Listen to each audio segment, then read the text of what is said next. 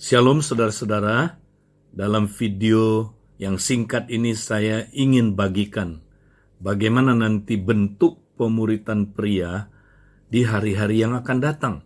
Saya percaya saudara akan sangat berbeda dengan bentuk pemuritan yang ada sebelumnya. Kenapa saudara? Karena lewat pandemi COVID-19 ini, Tuhan sedang membawa kita kembali kepada pola gereja yang mula-mula. Dan bagaimana pola gereja mula-mula, mereka itu saudara tidak bertemu dalam pertemuan yang besar seperti ibadah-ibadah, KKR, acara-acara training yang besar. Tetapi saudara mereka lebih banyak berfokus kepada komunitas yang di rumah-rumah.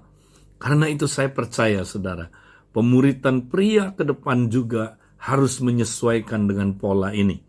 Ya, karena itu saudara, kita mau belajar bagaimana pemuritan pola komunitas kecil ini. Nah, saudara, ketika gereja mula-mula berkumpul, mereka berkumpul kira-kira 10-12 orang di rumah-rumah. Dan mereka menggunakan pola hafruta, di mana 2-3 orang berkumpul Tuhan hadir di sana. Nah, saudara, karena itu saya ingin melihat ke depannya, saudara. Mari kita saudara berfokus kepada pemuritan ya dengan sistem hafruta dan dengan sistem saudara komunitas pria ini. Nah, saudara, bagaimana kita melakukannya? Nah, saya percaya saudara, ya kita bisa salah satunya melakukannya lewat Zoom. Ya, lewat Zoom kita mengadakan saudara pemuritan kelompok yang tidak terlalu besar. Kemudian ya ada pembimbingnya, yaitu saudara hafruta. Mereka itulah fasilitator yang akan memuridkan pria-pria yang kita mau jangkau, saudara. Dan cara pemuritannya sederhana sekali, saudara. Kita menggunakan sistem hafruta. Ya, hafruta itu, saudara, kalau kita baca di dalam Alkitab, ya, Yesus memulai gereja dengan sistem hafruta. Dia mulai dengan 2 orang, yaitu Andreas dan Yohanes, yang adalah hafrutanya Yohanes Pembaptis. Mereka berdua berkumpul menjadi teman dulu. Dan mereka mulai dengan mencari Tuhan Yesus. Ya, waktu mereka bertemu dengan Tuhan Yesus, mereka bertanya, Tuhan atau Rabi, di manakah engkau tinggal? Tuhan berkata, mari lihatlah. Maka mereka ikut Yesus, dan ketika mereka tinggal semalaman dengan Yesus, mereka mengalami Yesus sebagai Mesias, saudara. Dan hari itu mereka dapat pencerahan, ternyata Yesus adalah Mesias. Dan apa yang terjadi setelah mereka mengalami Kristus, saudara? Mereka semangat sekali, mereka tidak bisa tahan, mereka bercerita kepada Simon. Dan Simon ingin ketemu dengan Tuhan.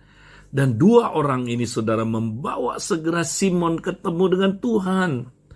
Dan ketika Tuhan Yesus ketemu dengan Simon, ya, lalu dia mulai bernubuat, saudara. Ya, engkau adalah, ya, apa katanya? Simon, yang artinya buluh, yang artinya, saudara, adalah si alang-alang. Ya, tetapi Tuhan bilang begini, tapi ya, engkau akan disebut Petrus, batu karang. Perhatikan saudara, ketika Petrus, pria yang sebelumnya ini, seperti buluh, seperti alang-alang, yang saudara gak punya pendirian, yang hidupnya saudaraku, yang gak punya tujuan, gak punya identitas yang benar, ketemu dengan Tuhan Yesus, Tuhan mengubah kepriaannya, saudara. Tuhan merubah dia dari si alang-alang menjadi Petrus, batu karang, saudara. Ya, menjadi serupa dengan Kristus.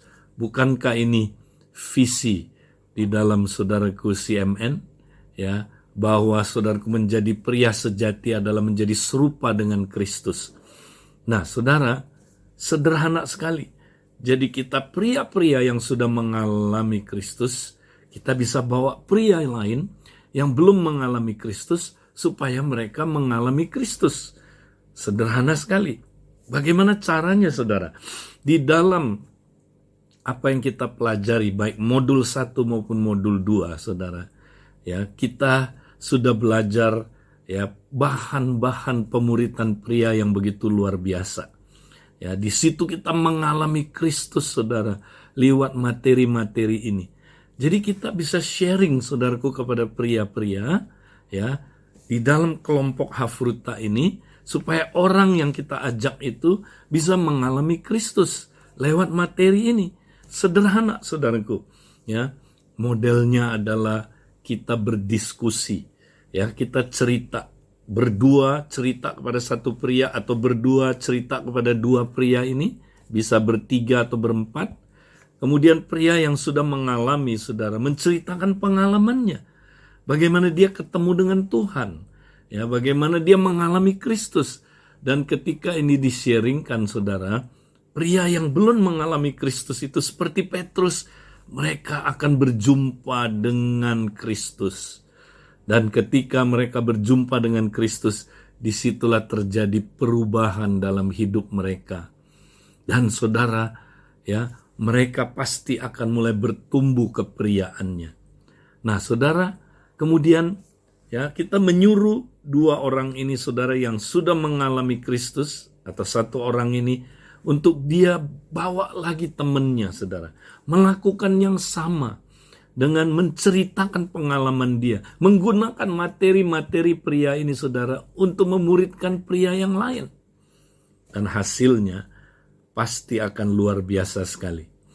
Nah, saudara-saudara, ini sederhana caranya. Mari kita mulai praktekkan. Kita jangan tunggu ada camp dulu. Ya, kita jangan tunggu ada lagi model pemuritan mungkin seperti dulu. Mungkin gak akan pernah ada lagi, saudara. Mari kita mulai kelompok kecil. Ya, mulai dari saudara yang mendengarkan pengajaran ini, saudara. Nah, saudara, kemudian ya, kalau kita, saudara, udah paham ini, sekarang kita akan melihat apa esensi yang paling pentingnya, saudara. Nah, ini yang saya mau tekankan, saudara. Ya, gimana supaya kita bisa mengalami Kristus? Nah, saya dorong, saudara, mulai dari kelompok-kelompok Hafruta yang ada, atau saudara bisa lakukan ini dengan pasangan saudara, ya. Coba praktekkan, saudara, Ibrani, maksud saya saudara praktekkan Roma pasal yang ke-12 ayat 1 sampai ayat yang ke-8, yaitu ibadah sejati. Nah, ketika kita praktek ibadah sejati, saudara, ya, kita menghidupi ya gaya hidup kerajaan Allah, saudara. Dan ketika kita praktek ini, saudara, maka kita menjadi kingdom man. Kita menjadi pria yang hidup dalam kerajaan yang tidak tergoncangkan. Saudara, praktekkan ya Roma 12 ayat 1 mulai. Ayat 1 itu artinya persembahkan tubuh kita sebagai korban yang hidup, yang kudus, yang berkenan kepada Allah. Itulah ibadah kita yang sejati. Persembahkan tubuh, kenapa, saudara? Karena tubuh kita milik Tuhan. Tubuh kita adalah tubuh Kristus. Tubuh kita ini bait Allah.